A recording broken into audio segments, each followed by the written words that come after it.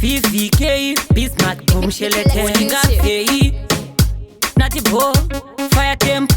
Gwampuda minda ndichida inda topinda manje. Tuesday, weekend kana Thursday.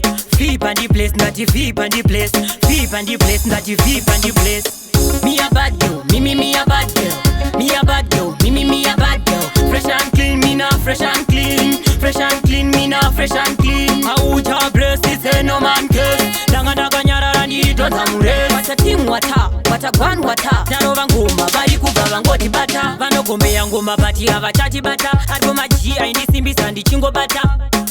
Na wana dem, I ride dem. Regala tin, aso team sata. Vaba kupula kafo. Vabiga tisi bova kutoda samo.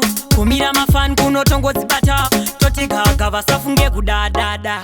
Me a bad girl, me a bad girl. Me a bad girl, me a bad girl. Fresh and clean, me na fresh and clean. Fresh and clean, me na fresh and clean. Auta breast is a no man curse. Daga nyara randi tonza mure. Wata team wata gwan wata. Narova ngoma bari kubaba ngoti bata. Andina kumira kuva ndichitanga ndine ngoma dzinouraya ndakarodza mapanga. Ndakuseri havateveri ngoma ndodzibata zvekumberi.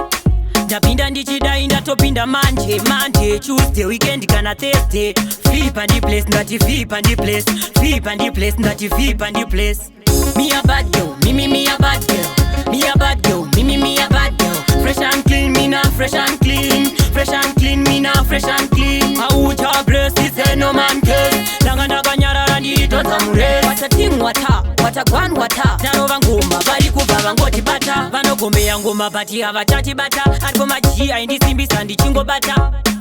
Na wana dem, I ride dem. Regala tin, aso team sata. Vaba kupula kafo. Vabiga tisi bova kutoda samo.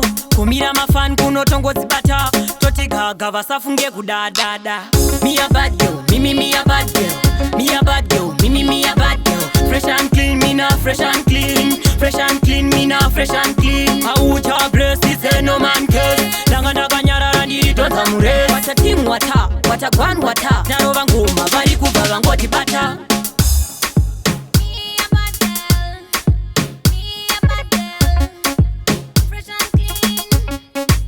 Fresh and clean.